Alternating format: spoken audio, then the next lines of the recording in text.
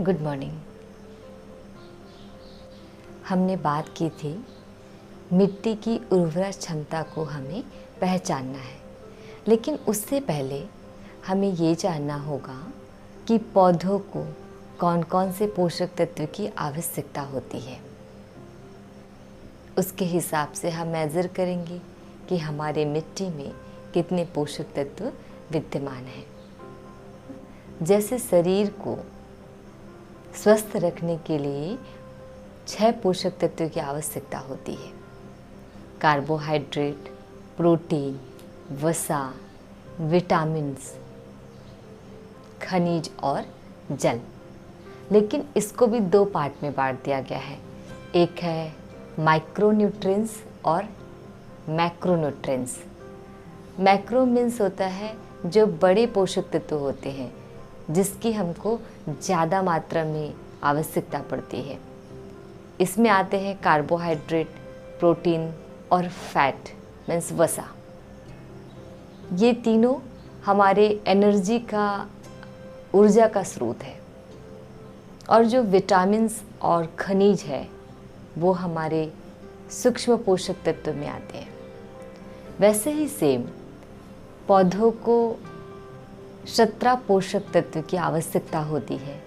पहले ये 16 पोषक तत्व था, लेकिन अभी साइंटिस्ट ने और उसकी जांच की, उनका और परीक्षण हुआ तो उनको पता चला कि अभी एक और नया पोषक तत्व आया है जो हम आगे बताएंगे आपको।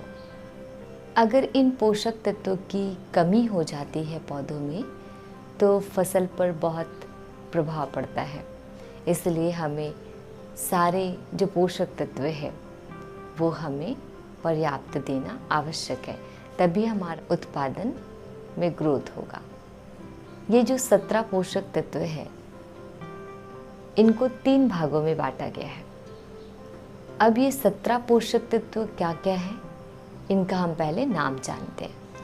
कार्बन डाइऑक्साइड, हाइड्रोजन और oxygen, nitrogen, phosphorus, potassium, calcium, magnesium एवं सल्फर मीन्स इसको गंधक भी कहते हैं, आयरन मतलब लोहा, जिंक मतलब होता है जस्ता, मैग्नीज, कॉपर मतलब तांबा, बोरान और मॉलिब्डेनम।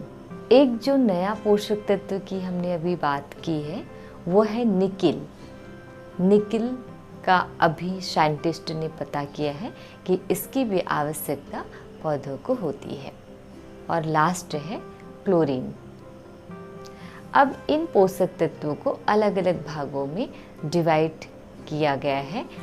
किन किन पोषक तत्वों की मात्रा ज़्यादा चाहिए होता है पौधों को और किन किन पोषक तत्वों की मात्रा कम चाहिए होता है, उसके अकॉर्डिंग इसको अलग अलग भागों में बांट दिया गया है।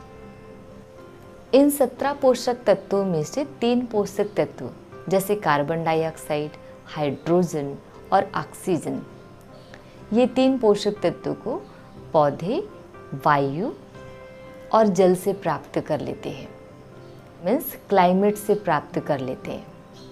तो जो प्रमुख पोषक तत्व में आता है वो है नाइट्रोजन, फास्फोरस, पोटेशियम। ये 3 पोषक तत्वों को प्रमुख पोषक तत्व माना गया है और ये पोषक तत्व पौधों को मिट्टी से प्राप्त होता है।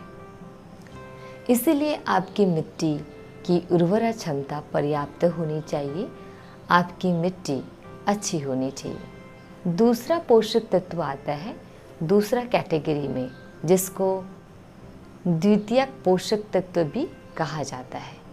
इनमें आते हैं कैल्शियम, मैग्नीशियम, गंधक मीन्स सल्फर।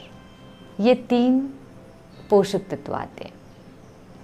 इसके बाद आता है सूक्ष्म पोषक तत्व, जो सबसे लास्ट में होता है।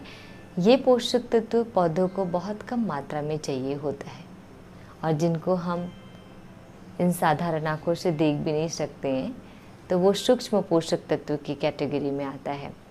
इसमें है लोहा, iron, zinc, manganese, copper, boron, molybdenum, chlorine और निकिल, ये सभी सूक्ष्म पोषक तत्व हैं। ये जो निकिल अभी जो आविष्कार किया गया है वो भी सूक्ष्म पोषक तत्व है। तो इन 17 पोषक तत्वों की आवश्यकता पौधों को है, और जब तक अगर हम इन पोषक तत्वों को एक भी अगर कम हो जाता है तो कुछ ना कुछ उसमें डिजीज़ हो जाती है या उत्पादन पर प्रभाव पड़ता है। इसलिए हमें सबसे पहले इन पोषक तत्वों के बारे में समझना और जानना आवश्यक है, और इसके साथ साथ ही हमें मिट्टी का परीक्षण भी कराना बहुत ज़रूरी है, क्योंकि जिस मिट्टी में आप उत्पादन करना चाहते हैं, क्या वो मिट्टी की क्षमता है उत्पादन देने की।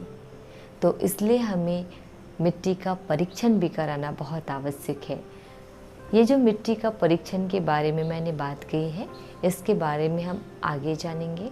और ये जो पोषक तत्व हैं, इन पोषक तत्वों की आवश्यकता क्यों पड़ती है, और अगर ना मिले तो उसके कारण क्या क्या होंगे, तो ये भी हम आगे कवर करेंगे। So thank you so much, have a nice day.